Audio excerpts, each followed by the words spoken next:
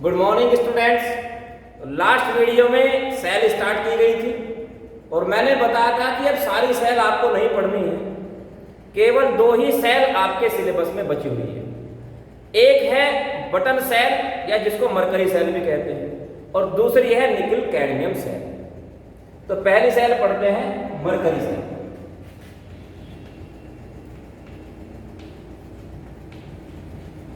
या इसको button cell भी कहते हैं।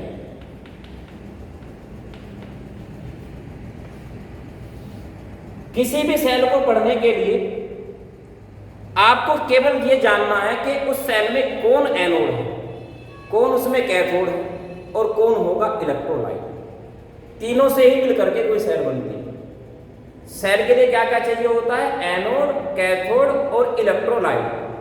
तो इस सेल में आपको ये याद रखना है कौन एनोड है, कौन कैथोड है और कौन इलेक्ट्रोलाइट है। उसके बाद आप सेल रिएक्शन करा सकेंगे। और इंपॉर्टेंट इसमें सेल रिएक्शन ही है।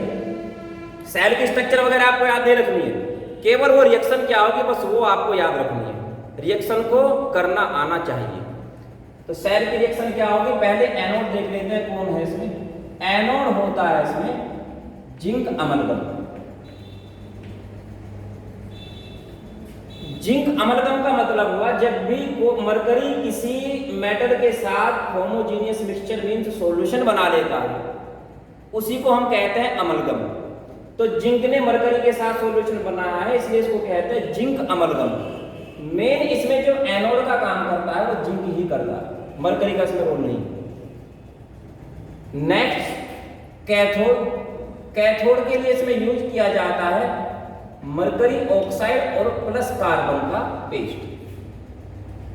तीसरी चीज बची इलेक्ट्रोलाइट। इलेक्ट्रोलाइट के लिए यूज किया जाएगा पोटेशियम हाइड्रोक्साइड और प्लस जिंक ऑक्साइड का पेस्ट। मेन इसमें जो इलेक्ट्रोलाइट होता है वो होता है KOH। तो जब भी आपको सेल की रिएक्शन करानी हो, सेल रिएक्शन क्या होती है देखना हो, तो आपको सबसे पहले इलेक्ट्रोलाइट को आयनाइज करो, सबसे पहला काम ये करो। उसके बाद एनोड से इलेक्ट्रॉन का लॉस करा दो, क्योंकि एनोड उसको कहते हैं जिस पर ऑक्सीडेशन होता है। और ऑक्सीडेशन का मतलब क्या होता है? Loss of electron. मींस यहां एनोड से, एनोड का मतलब जिंक से इलेक्ट्रॉन का लॉस कराना। उसके बाद कैथोड पर इलेक्ट्रॉन गेन किए जाएंगे, क्योंकि कैथोड का मतलब होता है जहां रिडक्शन हो, और इलेक्ट्रॉन को गेन करने को ही कहते हैं रिडक्शन। तो भले आपने सेल कोई न भी पढ़ी हो, किसी भी सेल की रिएक्शन करानी हो, तो इसी स्टेप में आप किसी भी सेल की रिएक्शन करा सकते हैं। रट्टा नहीं मारना है रिएक्शन का, रिएक्शन करानी सीखनी है। ये तो सेल मैं आपको बता दे रहा हूँ, करके दिखाऊंगा। भले आपने कोई सेल ना भी पढ़ी हो और आपको उसकी रिएक्शन करानी है, इस स्टेप से करेंगे तो आप रिएक्शन आसानी से करा ले जाएंगे। तो सबसे पहले क्या करना होता है? आयनाइजेशन। किसका? इलेक्ट्रोलाइट। इलेक्ट्रोलाइट कौन है यहाँ पर? Potassium hydroxide. तो पोटेशियम हाइड्रोक्साइड का आयनाइजेशन कर देंगे। पोटेशियम आयन मिलेगा और हाइड्रोक्साइड आयन यहाँ मिल जाएगा। उसके बाद क्या करना है? एनोड पर ऑक्सीडेशन कराना है, मींस यहाँ इलेक्ट्रॉन का लॉस होगा। एनोड कौन है? Zinc amalgam. और जिंक अमलगम में से मेन चीज क्या है हमारी? जिंक है यहाँ पर, जो इलेक्ट्रॉन का लॉस करेगा। तो जिंक इलेक्ट्रॉन का लॉस करके बदल जाएगा जिंक आयन में, और क्या हो गया इसका? ऑक्सीडेशन। उसके बाद जिंक आयन को, पॉजिटिव आयन है ना, तो इसको जुड़ने के लिए फिर क्या चाहिए होगा? Negative ion. और नेगेटिव आयन क्या मिला आयनाइजेशन से? Hydroxide ion. तो जिंक हाइड्रोक्साइड के साथ मिल जाएगा Zn2 पॉजिटिव और प्लस OH नेगेटिव, और मिलकर के क्या बना लेगा? जिंक हाइड्रोक्साइड ZnOH का होल ट्वाइस। और जिंक हाइड्रोक्साइड स्टेबल नहीं होता। कोई भी हाइड्रोक्साइड अगर वो टूटना होता है, स्टेबल नहीं है, तो अपने ऑक्साइड में और वाटर मॉलिक्यूल में टूट जाता है। तो जो जिंक ऑक्साइड है ZnOH का होल ट्वाइस, वो किस चीज में कन्वर्ट हो जाएगा? कोई भी हाइड्रोक्साइड किस चीज में बदलता है? अपने ऑक्साइड में और वाटर में। तो यहां से बनेगा जिंक ऑक्साइड और प्लस H2। अब इस पूरी रिएक्शन को एक साथ आप लिख सकते हैं। रिएक्शन को जोड़ दो, इधर देखो जिंक आयन यहां भी है और इस साइड भी है, कैंसिल हो गए। जिंक हाइड्रोक्साइड इस साइड भी है और इस साइड भी है, ये भी कैंसिल हो जाएगा। अब जो बचा है उसको यहां पर लिखो। क्या क्या बचा था, एक तो जिंक बचा रह गया इस साइड में, और इधर क्या है +2 हाइड्रोक्साइड आयन। उसके बाद दूसरी साइड में क्या बचा है, एक तो है जिंक ऑक्साइड ZnO, और प्लस दूसरी चीज क्या है H2O, और +2 इलेक्ट्रॉन जो लॉस किए गए। ये रिएक्शन होगी एनोड। तो आपको ये रिएक्शन याद रखनी है। एग्जाम में अगर पूछता है कि मरकरी सेल की रिएक्शन दो, तो उसके लिए ना तो आयनाइजेशन दिखाना है ना ये सब दिखाना। ये तो एक तरीका है सीखने का कि ये रिएक्शन कैसे आती है। अदरवाइज इसको आप रट्टा मार सकते हैं, एग्जाम में रट्टा मार के जा सकते हैं, तो रट्टा ही मार सकते हैं, शॉर्ट तरीका हो जाएगा। ये सब करने की जरूरत नहीं है। ये तो केवल इस रिएक्शन को अगर रट्टा न मारना हो, समझना हो कि कैसे कैसे निकलती है, उसके लिए सब प्रोसेस है। नेक्स्ट कैथोड पर। कैथोड पर कौन सी रिएक्शन होनी है? कैथोड पर क्या होगा, इलेक्ट्रॉन गेन किए जाएंगे, और इसमें से जो इलेक्ट्रॉन गेन करता है वो मरकरी का ऑक्साइड, पहले मरकरी ऑक्साइड का आयनाइजेशन हो जाएगा, यानी कि HgO किस चीज में कन्वर्ट होना है, Hg2 पॉजिटिव में और +O2 नेगेटिव, ऐसे इसका आयनाइजेशन हो जाता है।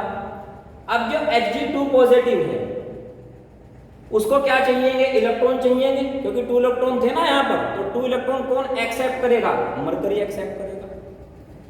तो ये Hg2 पॉजिटिव +2 इलेक्ट्रॉन और किस चीज में कन्वर्ट हो जाता है, मरकरी। अब बचा O2 नेगेटिव। O2 नेगेटिव और H2O दोनों रिएक्शन कर लेंगे, O2 नेगेटिव और +H2O, और रिएक्शन करके H2O से मींस H से और O से और कौन सी चीज बन सकती है, हाइड्रोक्साइड आयन ही बन सकता है। तो दोनों मिलकर के क्या बना लेंगे, हाइड्रोक्साइड आयन। और कितने बनेंगे यहाँ पर, H के कितने हैं, 2 और ऑक्सीजन के 2 हैं, तो 2 हाइड्रोक्साइड आयन बन जाते हैं। रिएक्शन को एक साथ इकट्ठा करके देखो, इधर Hg2 पॉजिटिव इस साइड भी है और इस साइड भी है, तो कैंसिल हो जाता है। O2 नेगेटिव इस साइड भी है और इस साइड भी है, ये भी कैंसिल हो जाता है।